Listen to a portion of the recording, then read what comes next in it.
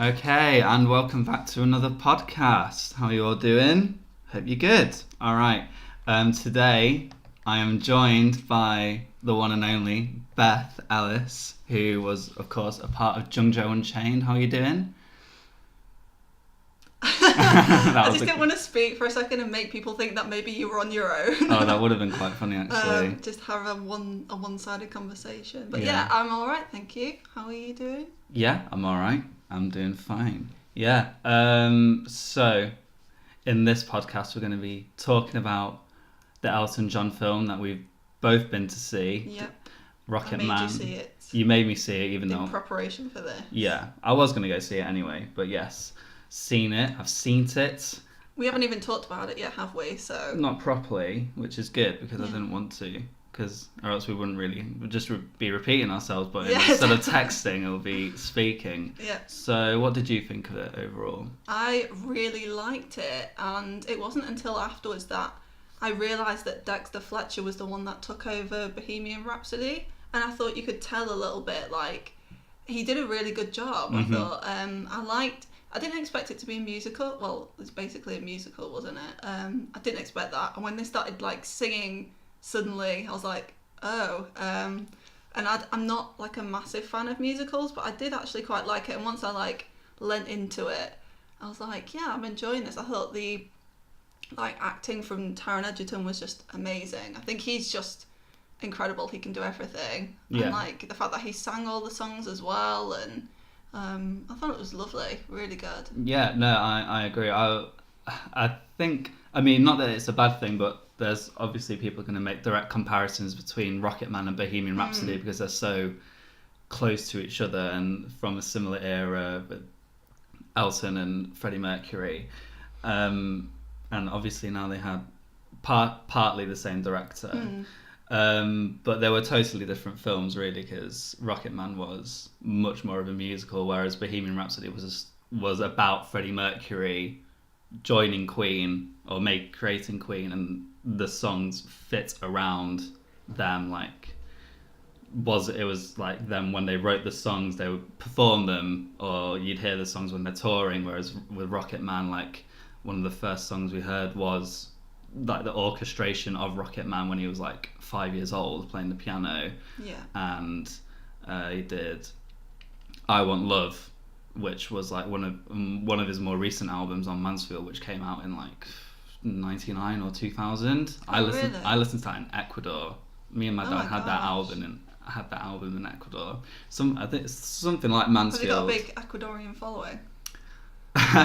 He might do. It wouldn't shock me. He is worldwide, so it wouldn't surprise me if a few Ecuadorians knew Elton John. A few of them.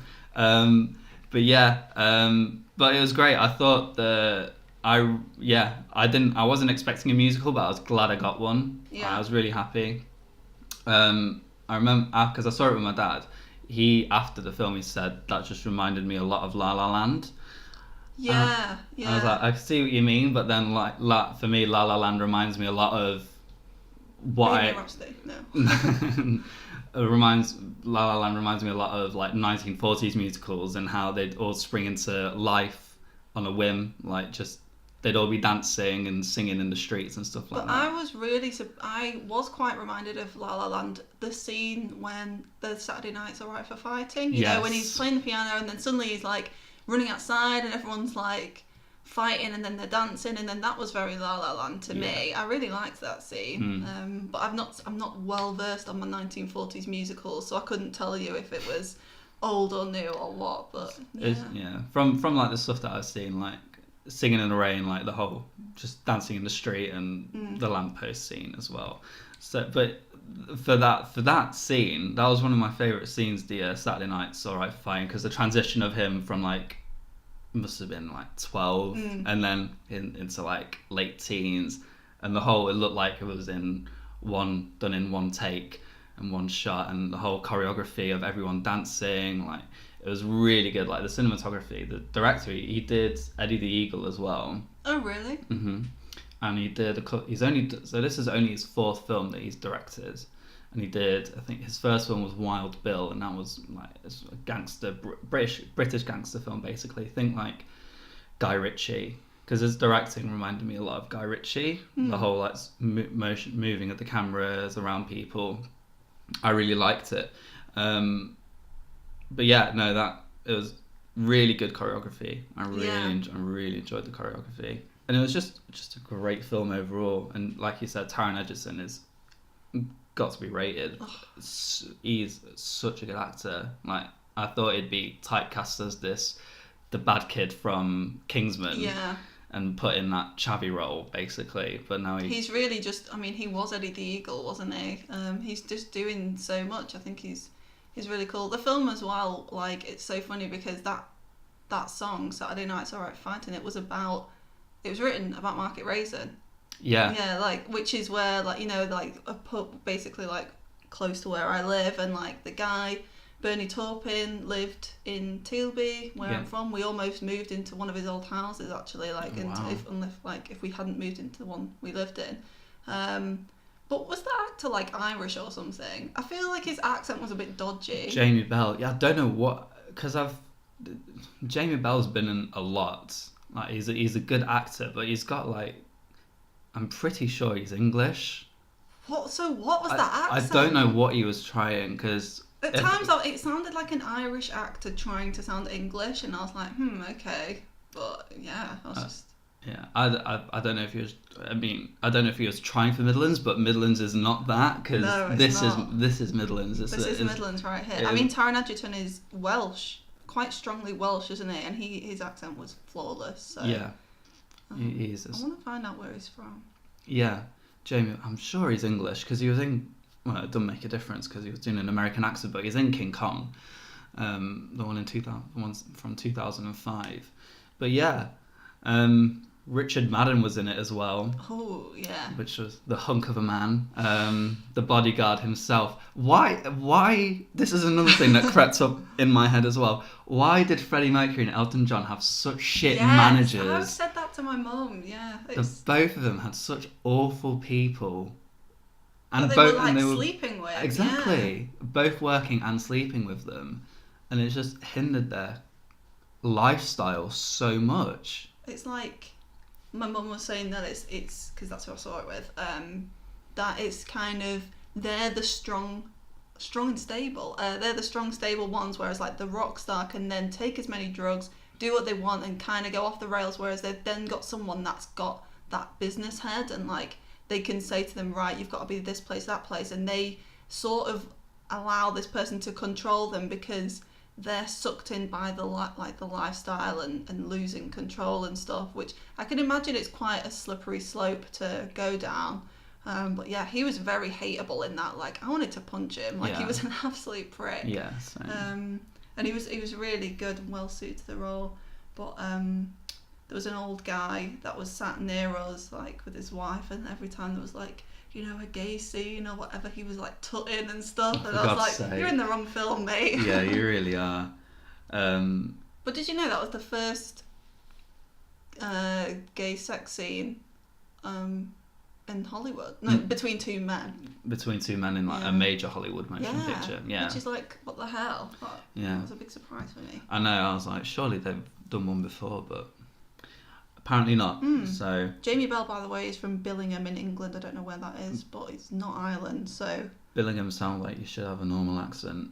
Yeah, be normal, Jamie Bell. Yeah, yeah. I don't know what the director said to him, because what's the name of the writer again? Elton John's songwriter. Oh, Bernie Taupin. Bernie Taupin. Yeah. If he's from here, then why is he trying to do an Irish accent? I don't know, man. Maybe he's like gone transatlantic and he's lived in America and now he's just got a weird, funky, like, in-between accent that he can't, like... Yeah, like Gary Oldman.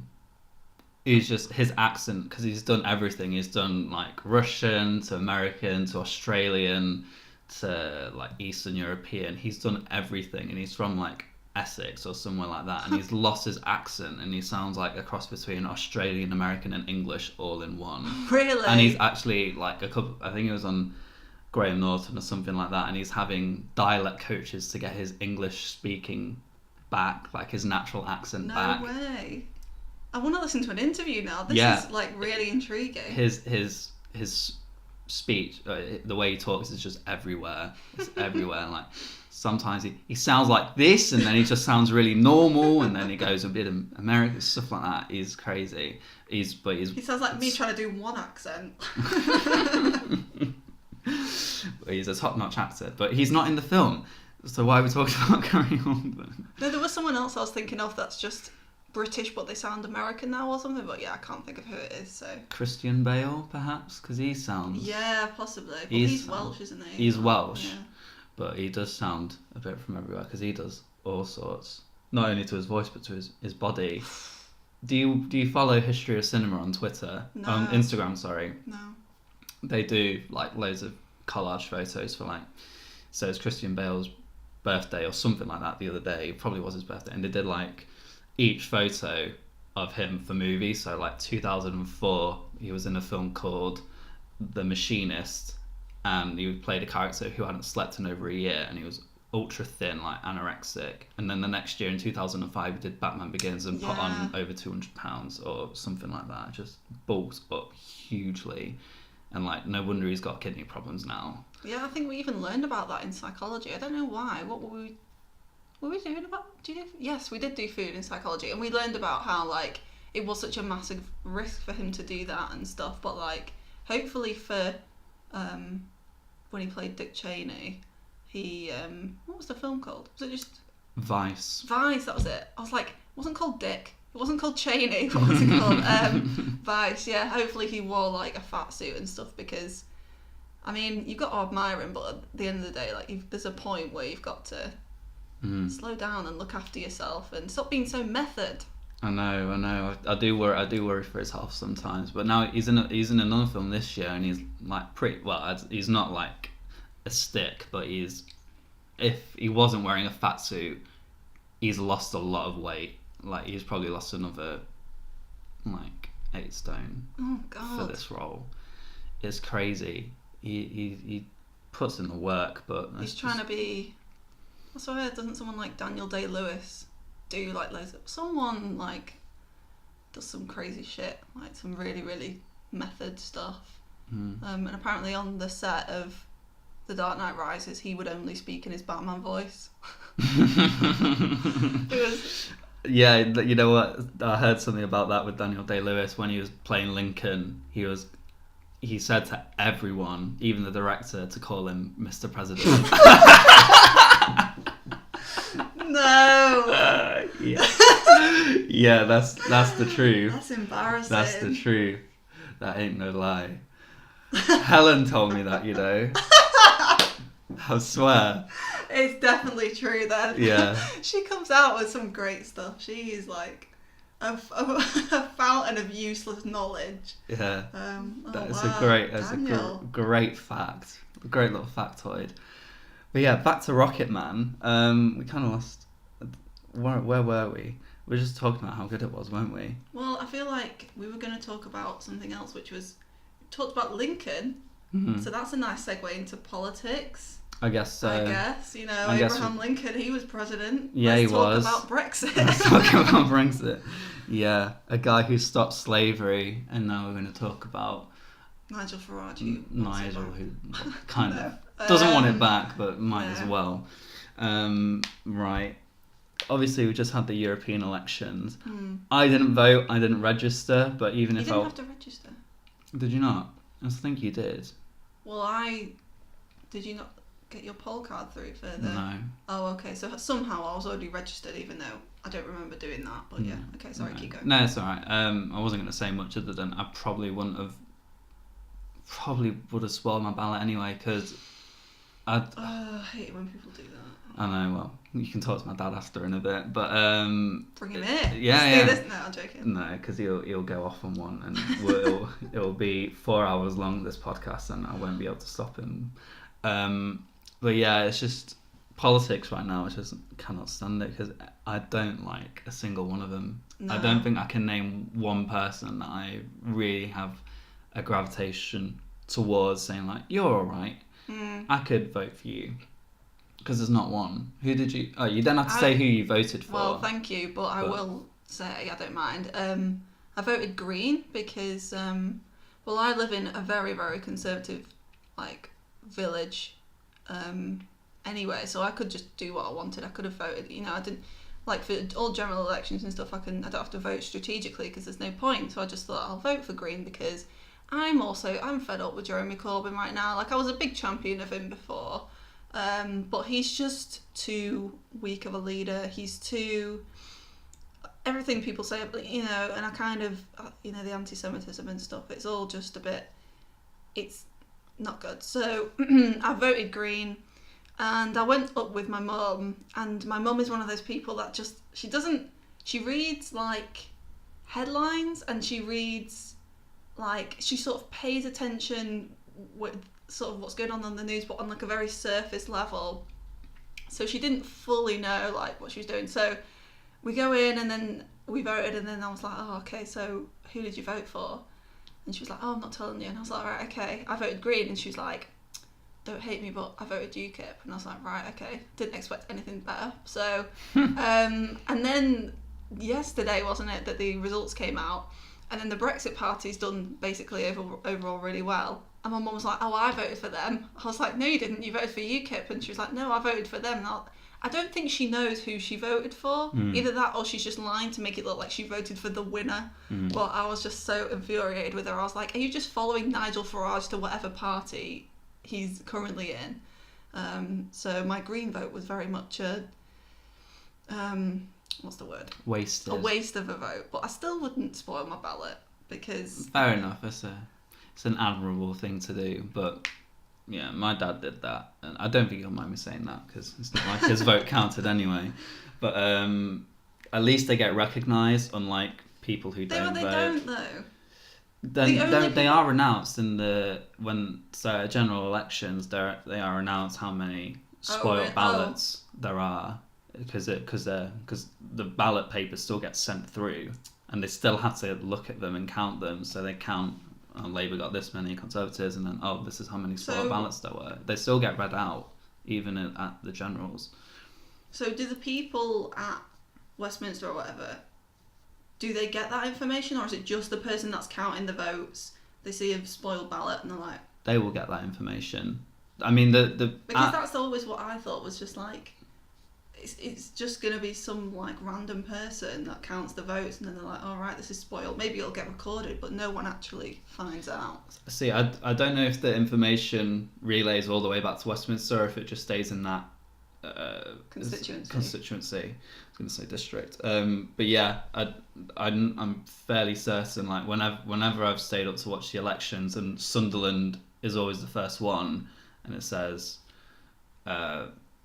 spoiled ballots first or whatever, because it's normally the fewest. Okay. So yeah, and it's always... I'll forgive Graham then. I think that's yeah, maybe I'll do that in the future, maybe in the next one if Corbyn's still around. Oh yeah, well, if whoever the next PM is going to be, I wonder if they'll call an election. Shall we have a talk about that? Who's going to be our next leader of the country? Because I have a feeling I know who it's going to be, and I think it's a much worse option than Theresa May. What, Bojo? Yeah. Yeah, I'm almost certain it'll be him. Not that I want it to be. I want it to be an outsider, to be honest, because I remember what was it, like 2 years ago? When did she become Prime Minister? When did she do 2016. Gosh. Because Cameron resigned after Brexit went through, and he was like, I'm a Remainer, so I shouldn't really lead the party. And even though Theresa was a Remainer as well, she won because Andrea Leadsom was nowhere near as good, apparently. But she wasn't. She was a bit embarrassing, to be honest. She was just like your racist auntie. She was just like, and no one had really ever heard of it. And then she quit, didn't she? Because she said like Theresa May. She's not a mum, so she doesn't know about that's such a bad, that's a nasty such a below thing the to belt, say. like, That's bullying. You can't bring in personal life choices or personal life things into politics which have no impact on what your decisions are or what your policies are. It's just really, it's not fair. But it's not to be that person, but a man would never have that said to him. Like, does Boris Johnson have any kids? I don't know, actually. See, you don't know because I no don't one know. cares. But I'm not going to bring up exactly. I'm not going to bring up which that is how it argument. should be, yeah. So it's there's just too many snakes in the Conservative Party. There really are. The biggest snake of them all is Michael Gove. Oh, The way he I hate him. backstabbed was it Cameron or Johnson I think it was Johnson in the Brexit vote leading up to Brexit. I can't remember. Oh, it might have been after Brexit because then he started his own leadership campaign, didn't he? He was backing someone.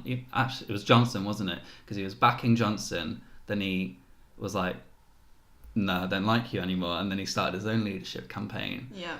But there's no way he's going to win because he's not got enough allies. I love the Frankie Boyle joke where he said, "I didn't know that someone could look like both a paedophile and a child at the same time." Which is so true. Like, oh my god. I know, very harsh. But if you've seen any footage of him, like that clapping thing, I'll never get over it. For that reason alone, just like Ed Miliband with the bacon sandwich. Yeah. Now Michael Gove can't get in because he can't clap properly. So if you can't clap, you can't lead. You can't lead. But yeah. Who I saw that lad. You send out that odds page, didn't you? Yeah. Who was Shall I have a yeah? look? Get it up because I remember one of them was Dominic Raab as well. He was quite high up. I just don't like the look of him. I don't really know anything about him, but he just. I mean, it's obvious, but he just looks like a Tory. But it is because he is.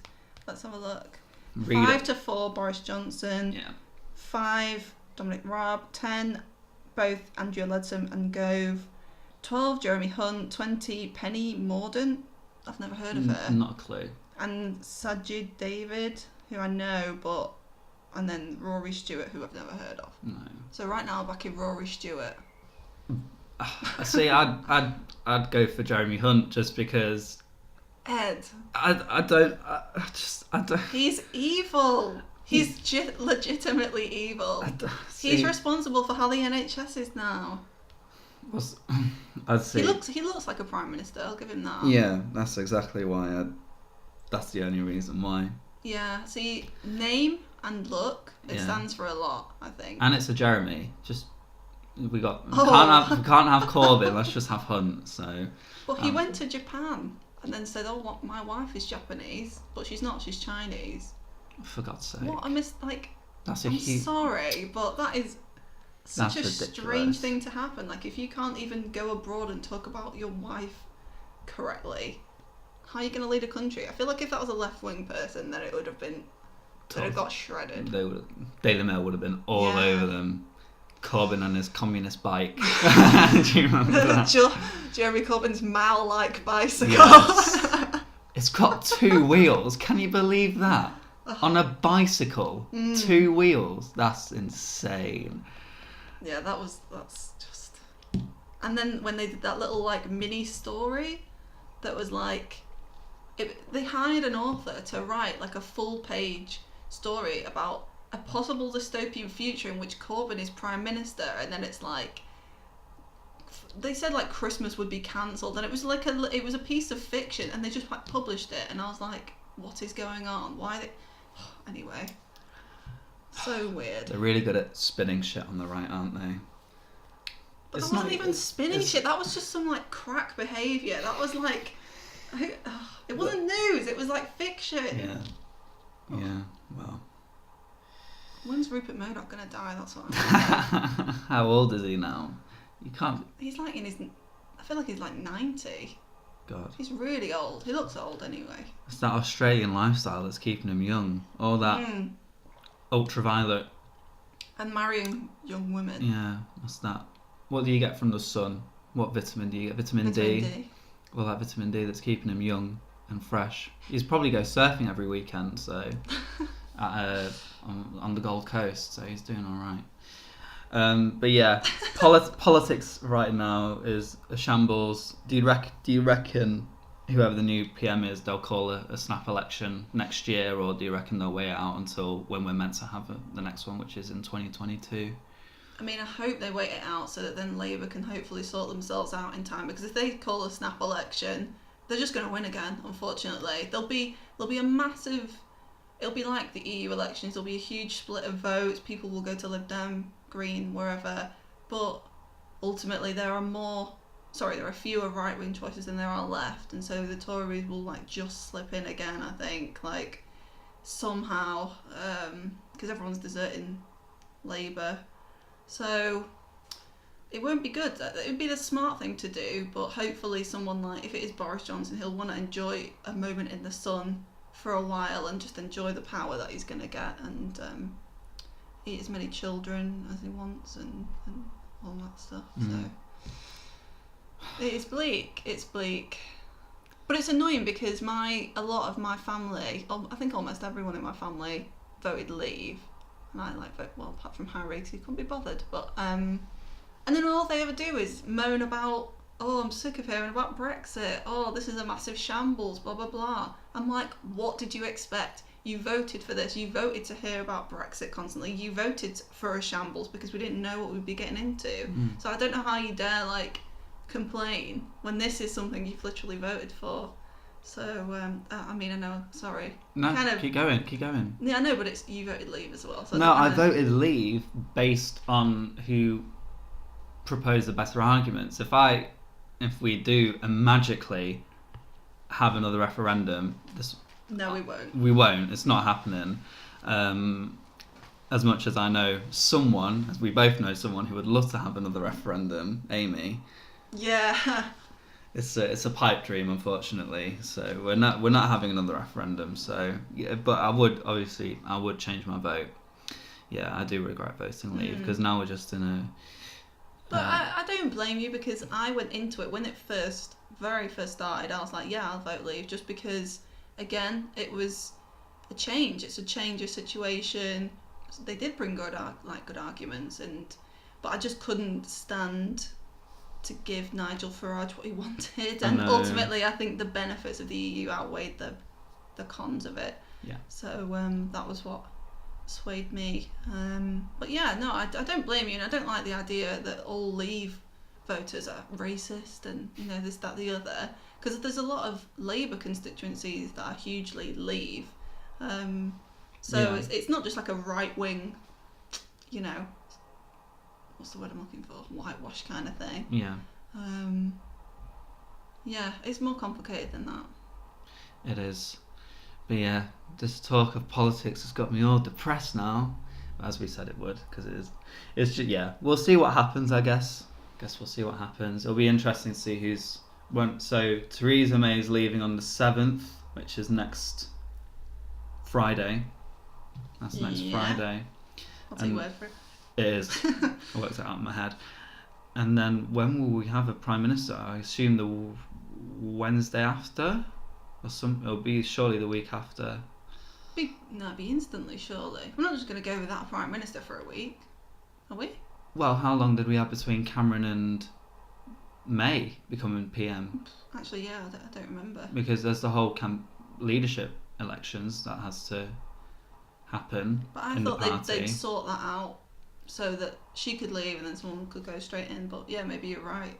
You did politics, not me. And I'm just trying to remember how long it was. I wish I'd done politics, You would have been good at it.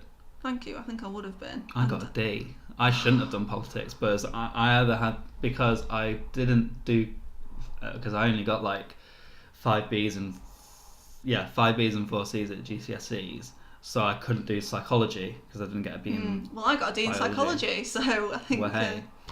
I wanted to do psychology, and then Mr. Robertson said to me, you can either do photography or politics. I was like, I'll do politics. And you didn't do photography? No. You were going film? I wasn't in that mindset yet. Right. We all made a lot of stupid decisions when we were that age. Didn't we just?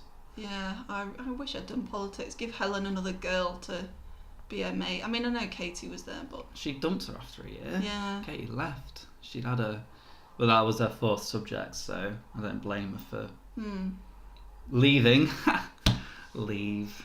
Great word. So relevant. Huh? So relevant. It is so relevant. I just don't understand, I just find that obviously it's huge irony that the Brexit Party is in the European Council in Brussels. Of course, yeah. It's just so weird. And it's just so embarrassing to have Farage there. Oh my god, did you see that clip when he's like, I came here however many years ago and I told you that we'd be leaving, blah blah blah, and you all laughed at me. Well, you're not laughing now, are you? You're all here, you elitist scum. And then like there was like a screenshot and people had gone and researched the people that he was talking to, like in this screenshot, and then one of them was like born in like, basically they weren't elitist, they came from really humble backgrounds. Like one of them was born in like, I don't know if he was Romanian or whatever, but back in a communist country, and he had like a really harsh upbringing. He suffered like starvation and famine and stuff, and like eventually the country got on its feet and he got on his feet and blah blah blah. Like a lot of them were, you know, integral, and they had a story to tell. They weren't just these like metropolitan elite people that he's always talking about. They were. And then one of them was like shaking his head at Farage, and it just made me laugh because it's like, you're an investment banker and you stood here saying that you represent the people, blah blah blah. But I really want to watch that. It's like a channel, I don't know if it's aired or not yet, but it's a Channel 4 program about, it's called like Who Funds Farage or something, isn't it? The whole American donating $500,000 to him, and they pay for his house in wherever. Yeah, that's mad. That good old PayPal coming through for Nigel. That'll be interesting to see. Actually, Wait, was it PayPal? It would have been through some. I think I saw someone made a joke on Twitter about how Nigel. I thought like Elon Musk had dobbed on him or something. That would have been well good, wouldn't it? That would have been well good. Our mate Elon. Yeah, I'll have to keep a lookout for that because that'll be interesting to see. Because he's such a shady character. I don't know how anyone likes him. I can understand a lot of things about politics from the other side that I don't personally think of, but how anyone can like him is just beyond me. I don't look at him and see a friendly man of the people. I just see a slimy frog with too many teeth who just, oh man. Yeah. Well, he represents 32% of the people now, so in Europe, but it's still, yeah. Well, what's your favourite Elton John song? Do you know what? I don't know. What's yours? Tiny Dancer. That's a good one, yeah. Tiny Dancer, or I did like, well, I'm Still Standing is another great song. Tune. And Crocodile Rock. But Crocodile Rock, I think that would maybe be mine because I remember watching Bob the Builder. There was a Bob the Builder movie, and for some reason, was Elton John in it? Or was like, for some reason they all sing Crocodile Rock at the end. It was completely unrelated to the story, but I remember just being a kid and being like, yeah, this slams, this goes. So I think it does. And it still goes, so I'll probably have to say that. That's a good choice, yeah. Yeah. Out of all the films you've seen this year, then where would you put Rocketman? Oh my god, I can't even think of all the films I've seen this year. Because I was like, nothing will beat Avengers right now, and then I was like, I've seen Green Book this year, and how fucking good was Green Book? That was like, obviously that won Best Picture, and for us we saw that in 2019. Yes. Yeah, but that came out in 2018. I think yeah, it's hard to know, isn't it? Because it counts as a 2018 film, but then we saw it in 2019, and so I guess we'll talk about it. What we've seen this year, because I'll count it as a film I've seen this year. So. What about Detective Pikachu? Where does that rank? Oh man, you know what? I enjoyed, because it was just a fun film. It's just a fun dumb kids film, and I enjoyed the hell out of it. But I mean, it won't make my top 10 for this year, I don't think. So it'll make number 1 in mine now. I don't know. Rocketman's pretty high. I really like Green Book. Yeah, like you say, probably Infinity War is first right now. Endgame. Sorry, Endgame. God. What else have I even seen? That's what I'm trying to think. Oh, I saw John Wick the other day. Oh yeah. I know you're not keen on them, but that was. I'm gonna watch it again because everyone just raved about it so much. I need to. if I don't know what your stance is on fun, dumb action films that you just sit back and enjoy it, and like the story's there. Like I love how John Wick is like the story or the lore. You don't John Wick lore. It's it's strange because like you only start to understand like the whole Continental. You can't fight on Continental grounds, which is the hotel that all the assassins work for. Right.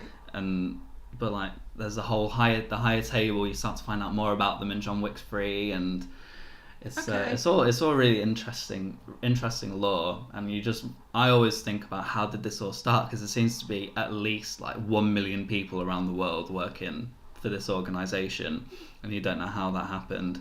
But yeah, no, I thoroughly enjoyed John Wick 3 is what I'm trying to say.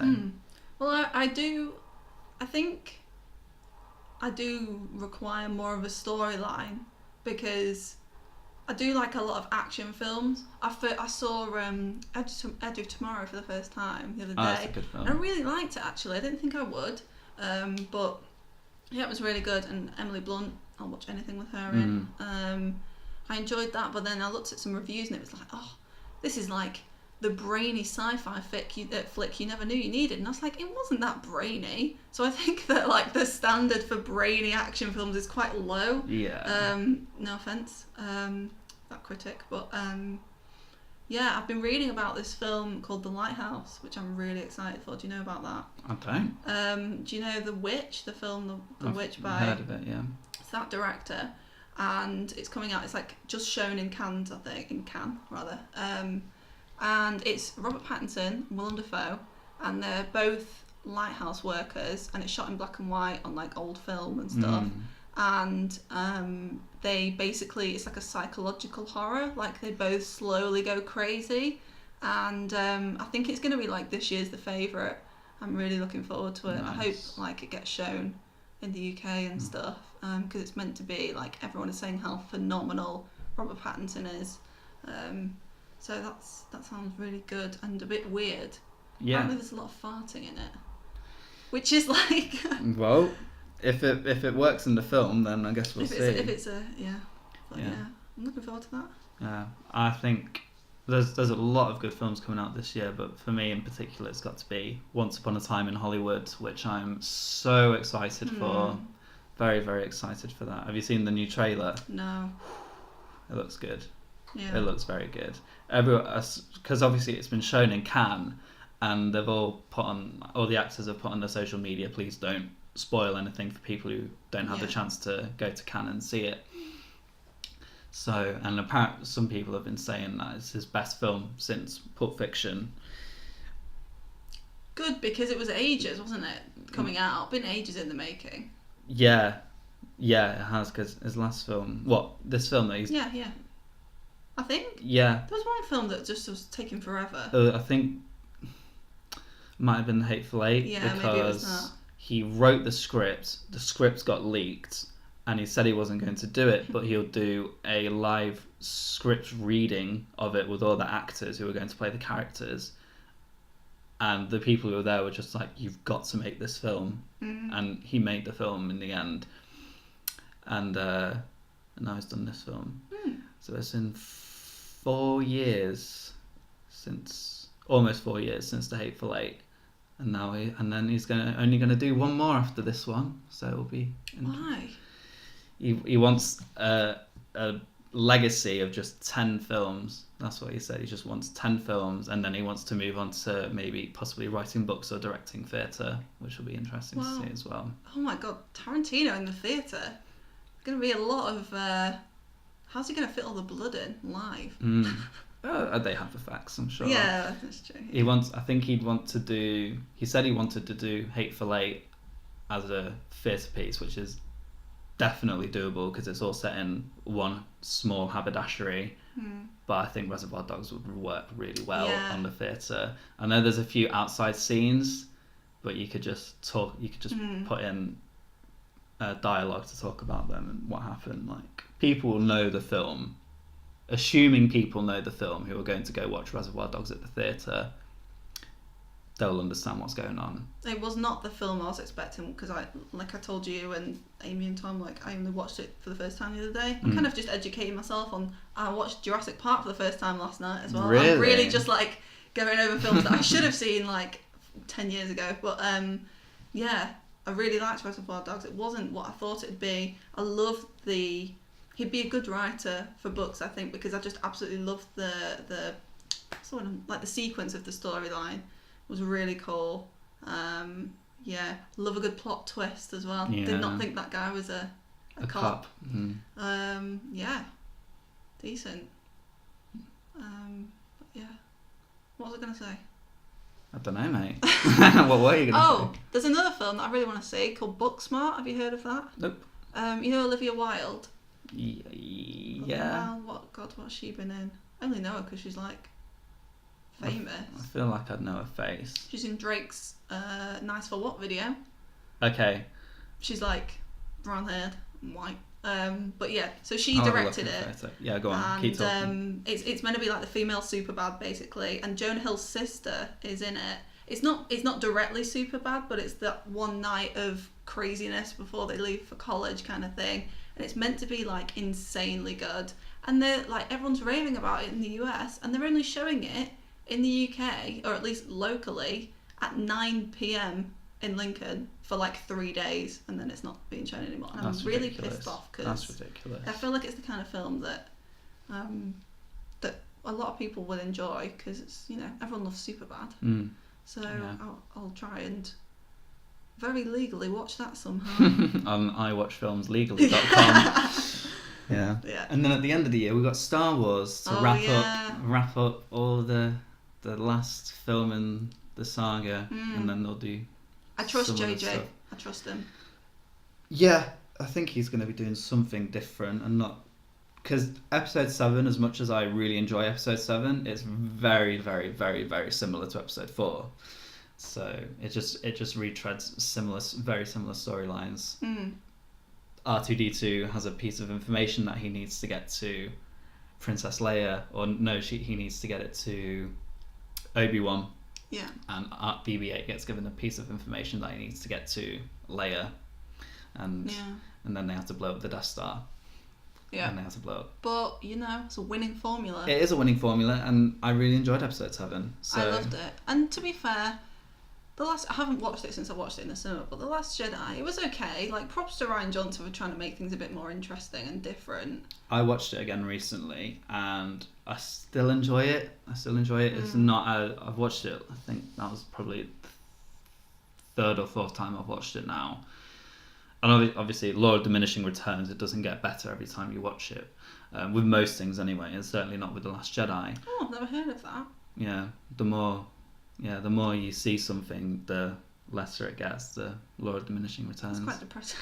Yeah. Okay, I think we'll just end it there then. On that note, so Rocketman, we both really enjoyed it. Recommend you go and try and go see it because it was good fun. Politics, we are doomed. Yeah. We are doomed for the rest of our lives until the oil runs out, and then we'll all die. But thank you ever so much for joining me, Beth. You're welcome. Had a good time. Good. Please comment below if you want me to come back in a future podcast. That'd be nice. Yes, you'd be more than welcome to. At the end of the week, our good friends Tom and Amy are actually coming. We're all doing a night out in Louth Town. It's going to be a big one. So if you find us, please come say hi. You can ask for our autographs if you really want. But £10 an autograph, I'm afraid. That's what. Just a drink would be fine, thanks. Okay, a drink is also good. But I'm pretty sure we'll be doing a podcast for the Jung Jo and Change channel as well, won't we? Yeah. When they come over. Maybe we could squeeze 2, because once we start, it's hard to stop. It is hard to maybe. We'll see. But yeah, probably expect a podcast on that channel as well. I don't know when the next podcast on my channel will be. But yeah, all right, I'll leave it there. Thank you ever so much for listening, and I'll see you guys later.